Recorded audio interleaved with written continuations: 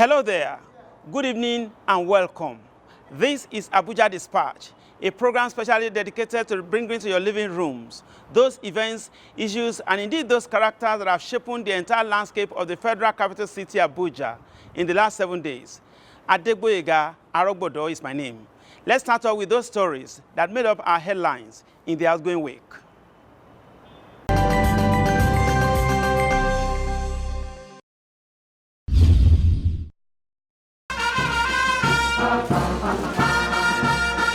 President Muhammadu Buhari has declared that the federal government will sustain ongoing efforts to ending child marriage and improving girl-child education in the country. Commissioning the headquarters building of the Federal Ministry of Women Affairs, President Buhari said it is the collective duty of all to ensure that mothers of today and tomorrow are educated, encouraged, and empowered. The president said the key priority of government is the development and implementation of social inclusion and economic sustenance policies to ensure that economic growth and prosperity are felt by as wide a circle as possible. Minister of Women Affairs Dame Pauline Talent said the commissioning of the 6-story cylindrical-shaped masterpiece by President Buhari underscores the present government's commitment to the International Protocol on Women and Children. The commission of the cylindrical-shaped building is coming 13 years after the foundation blocks were laid.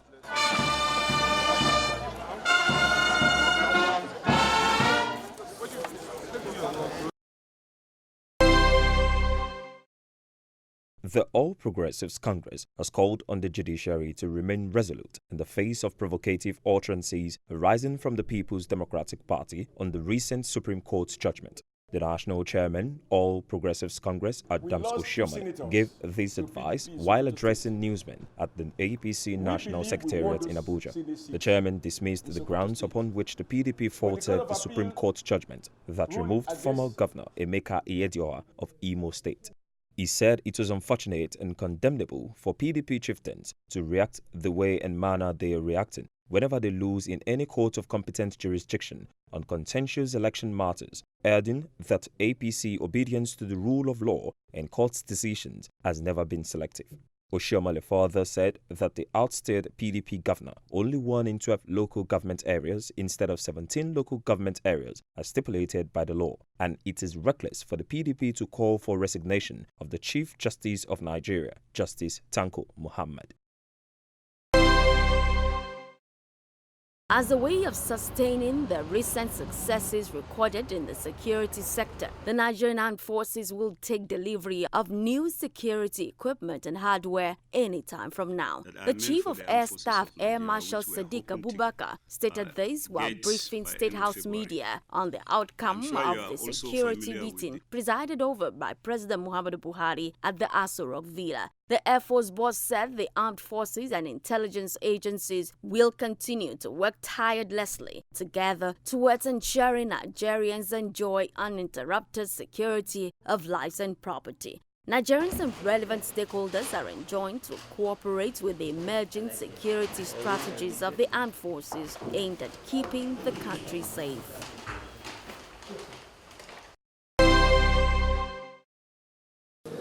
The federal government has called for a collective reflection and partnership to accelerate action in the pursuit for sustainable urban development in Nigeria. Minister of State for Works and Housing, Engineer Abubakar Aliyu, made this call at a sensitization forum on land, housing and urban development multilateral program in Abuja. The minister urged participants to use the platform to deliberate on innovative ways of repositioning the housing and urban development sector for the benefit of every citizen. Aliyu therefore called on intending partners to the forthcoming World Urban Forum to optimally harness the diverse opportunities it offers so as to address urban challenges and achieve implementation of new urban agenda. Officers in charge of the United Nations Habitat Program, Mr. Ishaku Maitumbi, reiterated the agency's commitment to finding ways that will guide the rapid and often uncontrolled process of urbanization in a manageable and humane direction. The theme of the one-day sensitization forum is Achieving National Housing and Urban Development Goals, Opportunities for Partnership and Technical Cooperation.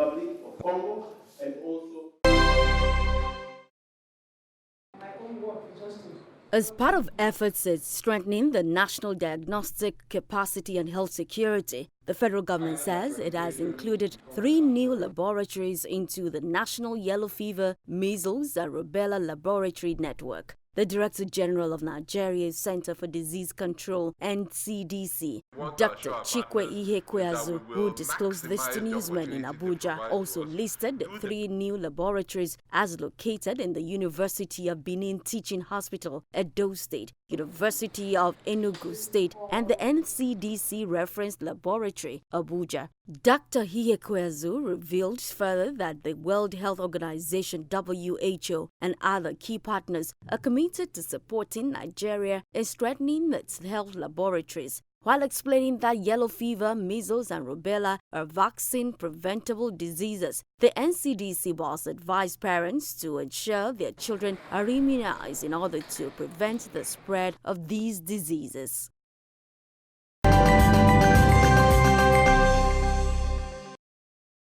Welcome back. The Nigerian Civil War ended in January 1970, following the surrender of all the warring forces. Recalling the sense or senselessness of the Civil War doesn't matter now, as there was no victor, no vanquished. Although the war ended 50 years ago, many are still of the belief that true reconciliation towards nation building has not been fully utilized and accomplished. This is the focus of our report on Dateline this week. Stay with us.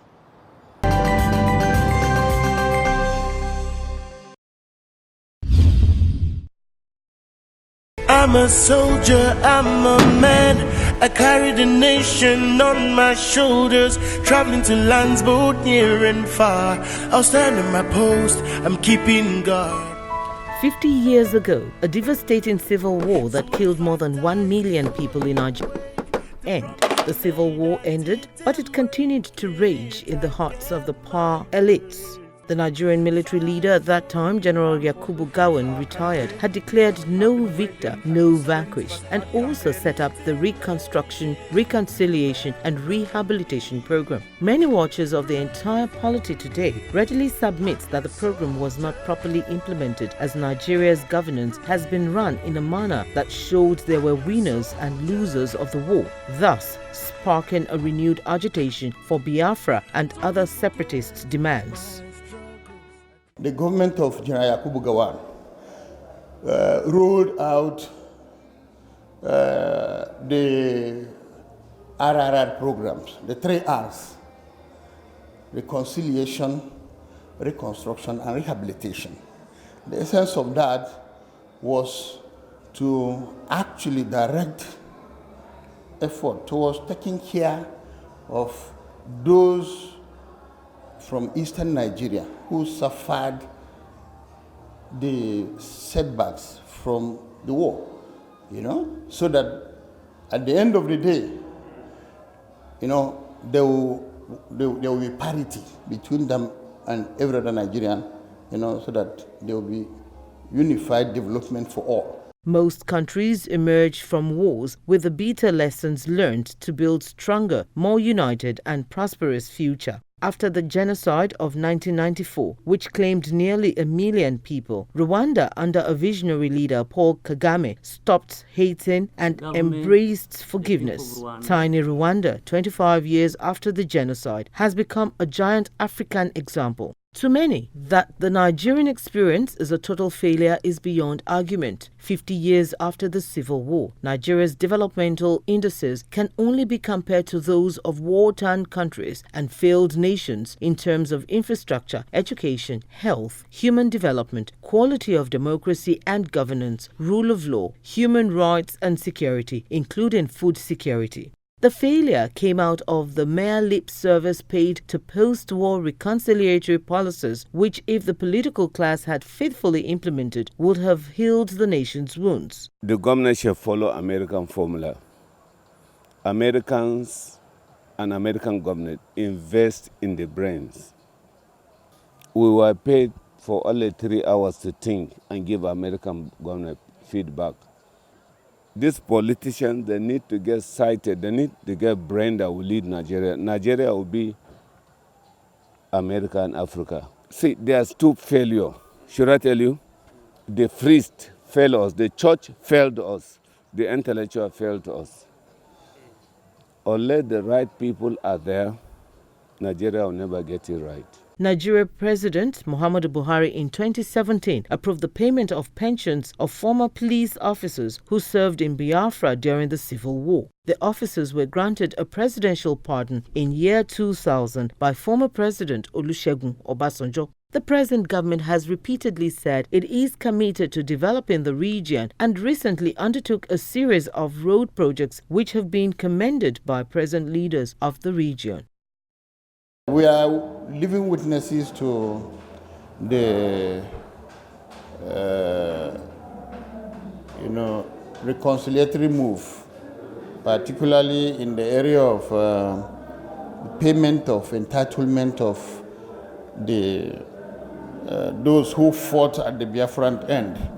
And even this administration continued, with what previous administration has done. And if you look at it, it is what people should be talking about and encouraging the younger ones is government of unity. Many critics questioned the never again theme of the 50th anniversary conference in Lagos because the conflicts the nation wants to wish away are already still loading. The Boko Haram Islamic insurgency in the northeast, the bandits menace in the northwest, the Fulani herdsmen invasions and massacres in the middle belt and south, militancy ferment in the Niger Delta and Biafra agitations in the southeast and parts of south-south are already responding to the poor diversity management of government establishments. The crisis in Nigeria is not caused by the center. It is caused by the attitude of the governors. The governors are not trained to be in government. And secondly, they are self-centered. They are the one causing the problem in the communities. You can imagine a governor who is supposed to be the father of the state asking people, his men, hand and killing the same people he's governing. That shows some level of irresponsibility. It is clear that the continued discussion about the sense or the senselessness of the civil war will not help the country to move forward. The government and indeed the political class should embark on a sincere mission towards true reconciliation. That way, even unborn generations can feel the real gains of a united, indivisible entity called Nigeria.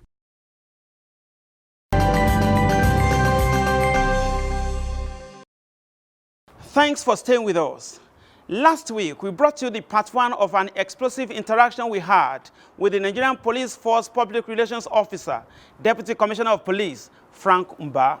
On our next segment this week, we bring you the concluding part of the interview, which centered on the strategic operational policies of the Nigerian police in 2020 and even beyond. Join us.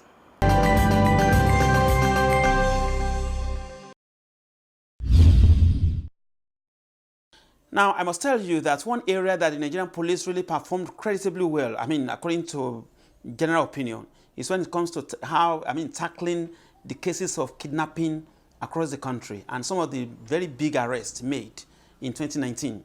Now, can you lead us in some of the challenges faced by the Nigerian police during these operations? Shortly after the general election, we also moved into another major challenge. We noticed there was a spike in criminal activities. Crimes such as kidnappings, banditry, cattle rustling, armed robbery, cultism.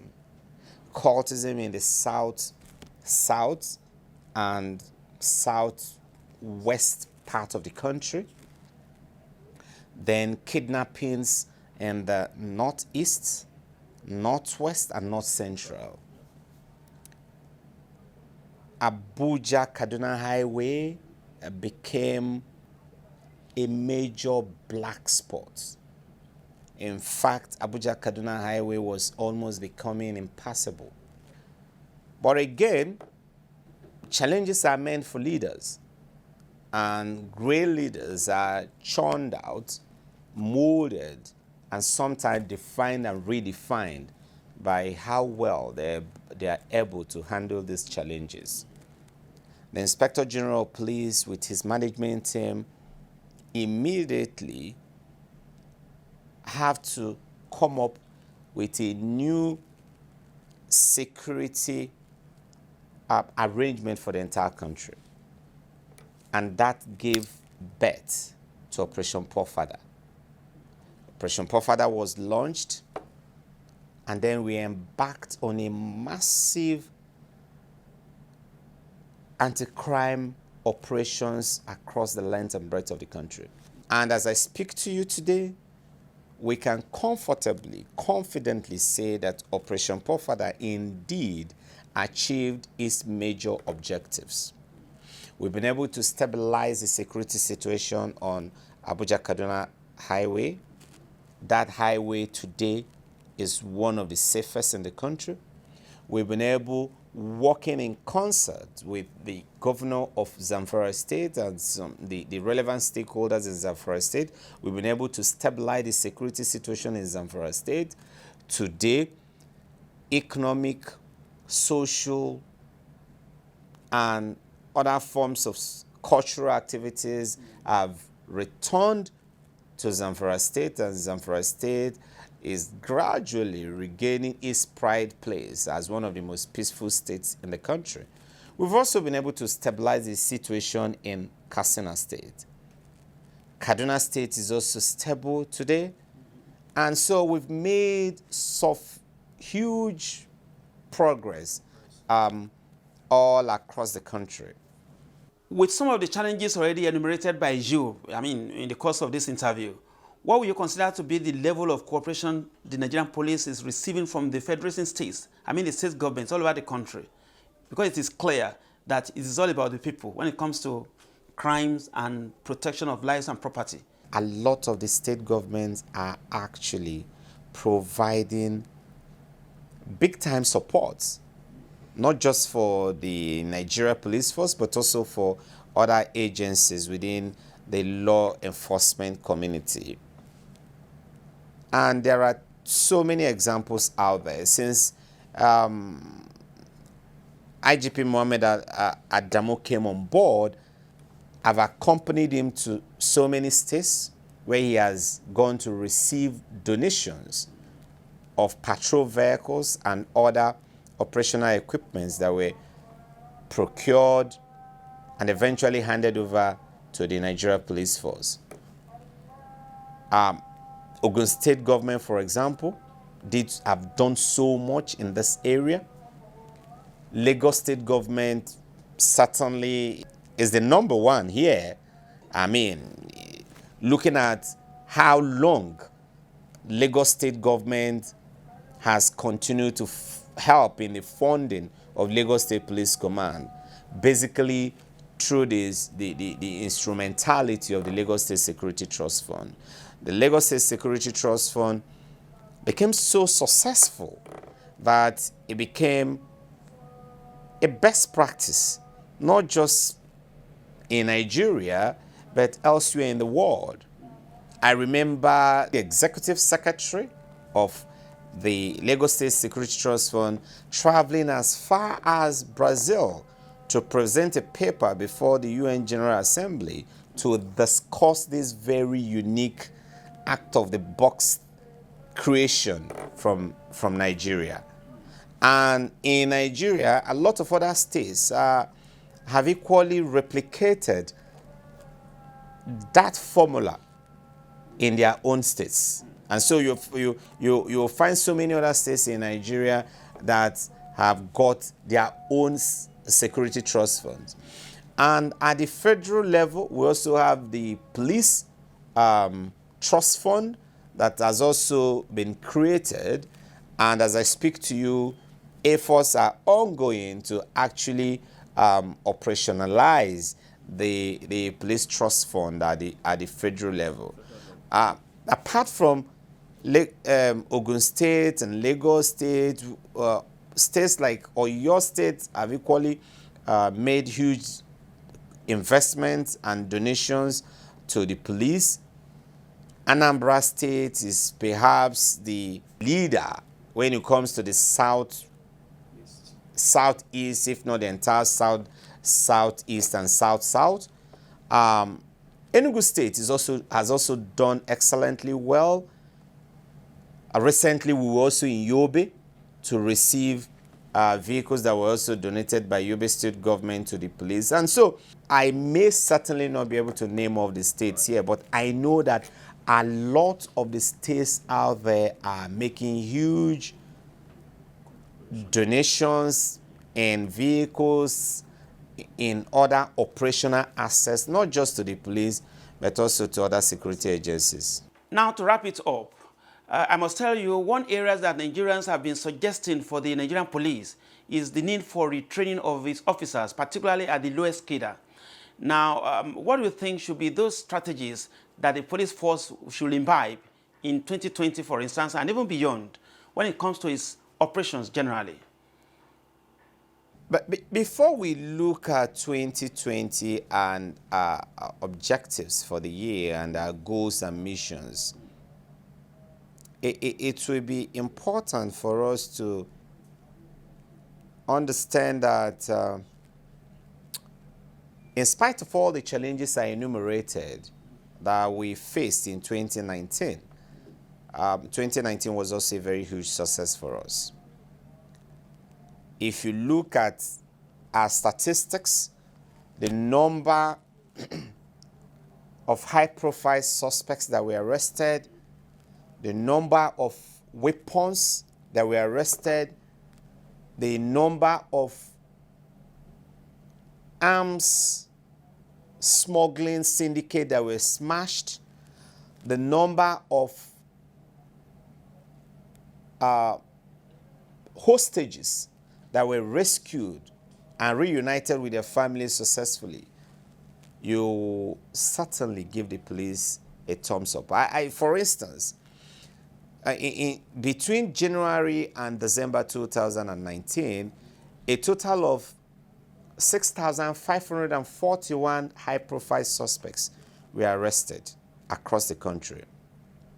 Majority of these suspects are suspected kidnappers, murder suspects, armed robbery suspects, cattle rustlers, as well as cultists. For the Inspector General of Police, 2020 will be a year for the full rollout of our community policing strategies and policies. We want our people to own the police force. We want our people to set the priorities and the agenda for the police force. We want a police force that is community-based, community-oriented, and community-driven. We have been speaking with the Deputy Commissioner of Police and the Force Public Relations Officer, Mr. Frank Umba. Thank you for your time, sir. It's a pleasure. Thank you.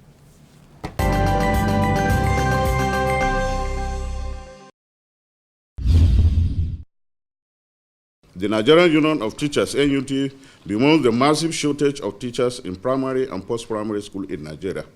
This ugly trend has gone so bad that the situation where some primary schools in the country have only a teacher. This anomaly must be checked and corrected if our schools are to be worth the assault. There were some unhealthy developments that have led to the acute shortage of teachers across the country, which include annual retirement of teachers from the service across the state without any recruitment of teachers to take the vacancies created therefrom. Increase in school enrollment occasioned by the federal government school feeding program, return of out-of-school children, deliberate practice of non-recruitment of teachers by state government to cut wage bill, not minding its negative impact on the level of teaching and learning in the affected school, among other educational implications. That is how far we can go on this week's edition of Abuja Dispatch. For further information, suggestions, and comments, you can reach us out on our various social media platforms.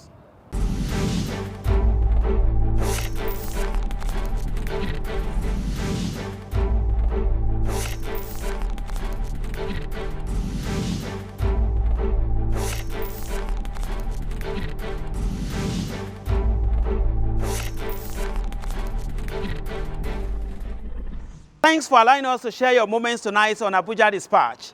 A week from now, we'll bring you another refreshing package. Same time, same station. Adegboyega Arogbodo is my name.